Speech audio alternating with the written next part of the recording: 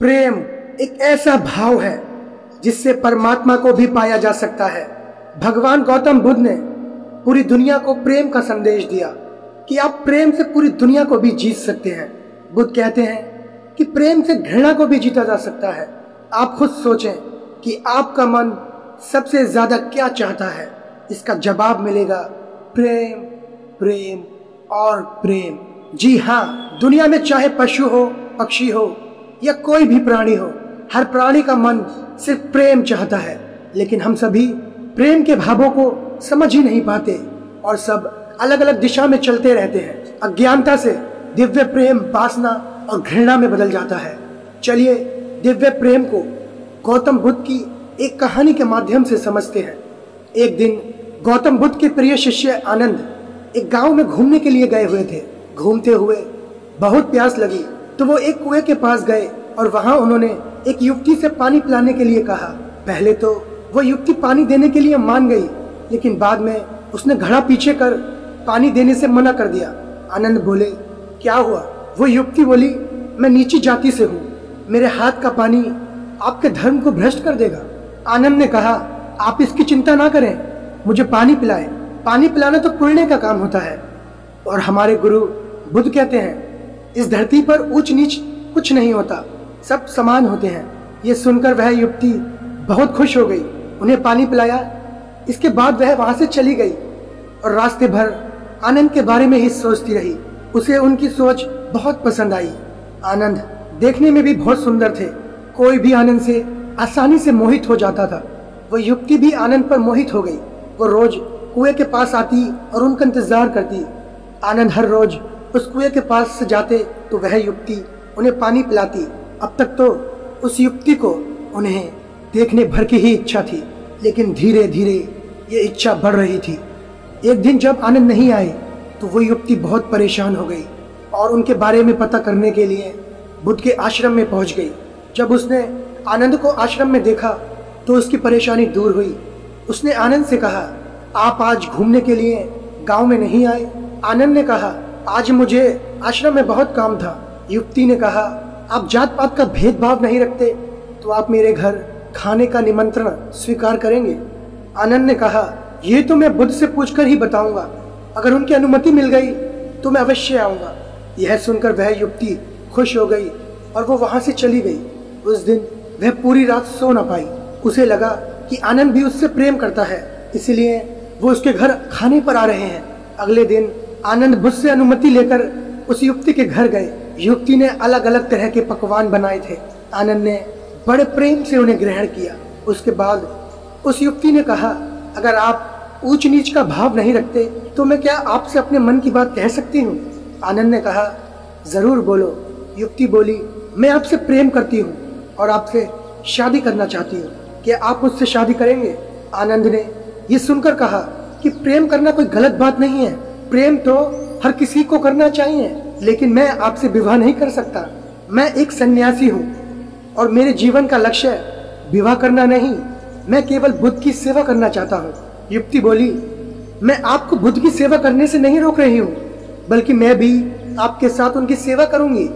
आनंद ने कहा, जो तुम सोच रही हो वो नहीं हो सकता। ये कहकर वो वहां से चले गए।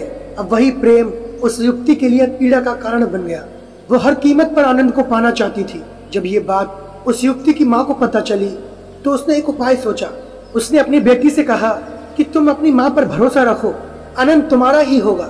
तुम उसे फिर से अपने घर खाने पर बुलाओ, मैं उसके खाने में बेहोशी की दवा मिला दूंगी, उसके बाद तुम उससे गंधर्व विवाह कर लेना। युवती ने कहा, क्या ये सही रहेगा? उसकी माँ ने कहा, प्रेम में सही और गलत कुछ नहीं होता। अगले ही दिन युवती आनंद से मिलने गई और कहा, क्या आप मुझसे नाराज हैं? आनंद ने कहा, मैं किसी से नाराज नहीं होता और आपने तो कुछ ऐसा किया भी नहीं है जिससे मैं नाराज हो जाऊं। तो क्या आप मेरे घर दोबारा भोजन करने आएंगे? आनंद ने कहा, मैं बुद्ध की अनुमति लेकर अवश्य आऊंगा। अगले ही दिन आनंद युवती के घर भोजन पर गए। उसने तरह तरह के पकवान आनंद को परोसे और उसमें बेहोशी की दवा भी मिला दी। आनंद उसे खाते ही बेहोश हो गए। युवती की माँ ने कहा, जाओ अब गंधर्व विवाह कर लो।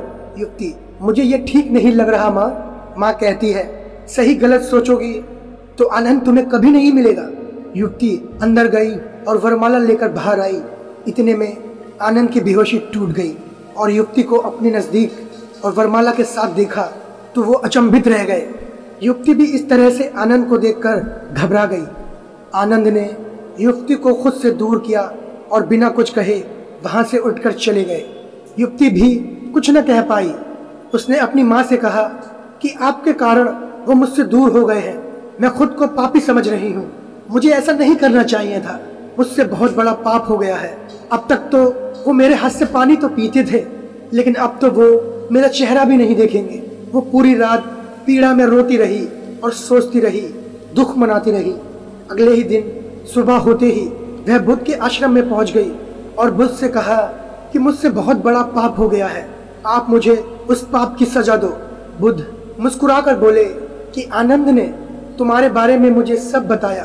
तुमने कोई पाप नहीं किया है, तुमने तो प्रेम किया है। युवती बोली, लेकिन आनंद तो मुझसे प्रेम नहीं करते, अब तो वो मुझसे घृणा करेंगे।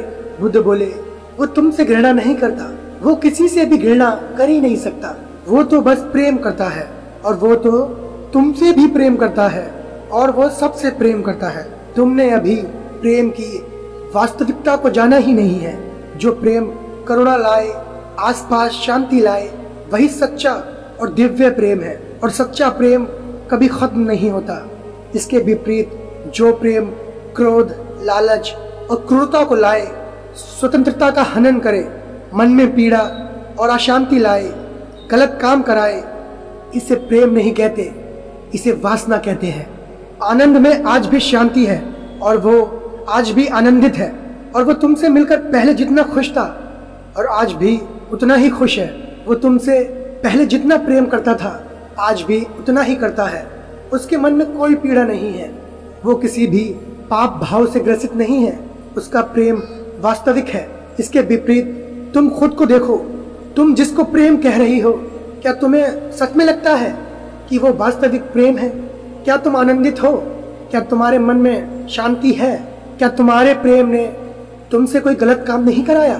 पहले तुम कितनी खुश थी और आज देखो तुम कितनी पीड़ा में हो। तब तुम कैसे कह सकती हो कि तुम प्रेम करती हो? युवती गौतम बुद्ध के चरणों में गिरकर कहने लगी, हे बुद्ध, मुझे क्षमा कर दो। आप सही कहते हैं कि मैं प्रेम को समझ नहीं पाई। आप मुझे अपने संग में शामिल कर ले।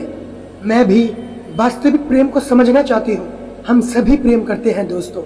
माता पिता, भाई बहन, पति पत्नी, दोस्त, प्रेमी प्रेमिका, सभी को प्रेम करना चाहिए। लेकिन क्या हम जिस प्रेम के पीछे भागते हैं उसे समझते भी हैं? वास्तव में जिसे हम प्रेम समझ बैठे हैं वो वासना के अलावा और कुछ नहीं है।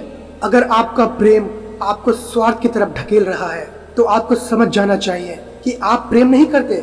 ये आपका कोई निजी स्वार्थ है जिसके कारण आप प्रेम करने का ढोंग कर रहे हैं। वास्तविक प्रेम लेना नहीं, देना सिखाता है और उसे देने में हमें सकारात्मक ऊर्जा का अनुभव होगा। कहते हैं कि एक माँ अपने बच्चे को निस्वार्थ प्रेम करती है। वो अपने बच्चों के लिए सारे सुख दुख में हंसते हंसते अपना पूरा जीवन निकाल लेती है, लेकिन अपने बच्चों को जरा सी भी तकलीफ नहीं होने देती। लेकिन वही माँ दूसरों के बच्चों को भी वही प्रेम दे सकती है। अगर हाँ तो वो वास्तविक और निस्वार्थ प्रेम है। अगर नहीं तो वो लालच से भरा हुआ और जुड़ा हुआ प्रेम है। उसे वास्तविक प्रेम नहीं कहा जा सकता। दिव्य प्रेम हर प्राणी के लिए, हर इंसान के लिए, हर जानवर के लिए, हर पेड़ पौधों के लिए बराबर होता है। वो किसी में कोई फर्क नहीं करता। और जो हमारा प्रेम होता है वो वासना से परिपूर्ण होता है। वो प्राणियों में तो क्या, लोगों में भी भेद करता है। जैसे मैं उससे ज्यादा प्रेम करता हूँ, इससे कम प्रेम करता हूँ। प्रेम तो हर जगह बराबर होता है। तो दिव्य प्रेम की क्या क्या साधनाएं होती हैं, मुझे कमेंट करके जरूर पूछें। हम सभी अपने मन में दिव्य प्रेम को जागृत कर सकते हैं। और वासना क्या होती है, काम वासना क्या होती है, काम वासना मनुष्य के शरीर में कैसे पनपती है, उसे दूर करने के क्या उपाय है, इसके लिए मैं अलग से एक वीडियो बना चुका हूँ जिसका लिंक मैंने डिस्क्रिप्शन में डाल दिया है। और इस वीडियो के खत्म होने के बाद एंड स्क्रीन के रूप में भी वो वीडियो आपके मोबाइल और कंप्यूटर स्क्रीन में सामने आएगी। वहाँ क्लिक करके भी आप वो वीडियो देख सकते हैं। तो दोस्तों, कैसी लगी आपको ये कहानी कमेंट करके जरूर बताएं। अच्छी लगी हो तो इस चैनल को सब्सक्राइब कर ले और इस वीडियो को लाइक और शेयर करना ना भूलें। फिर मिलते हैं नई कहानी में, तब तक के लिए नमो बुद्धाय।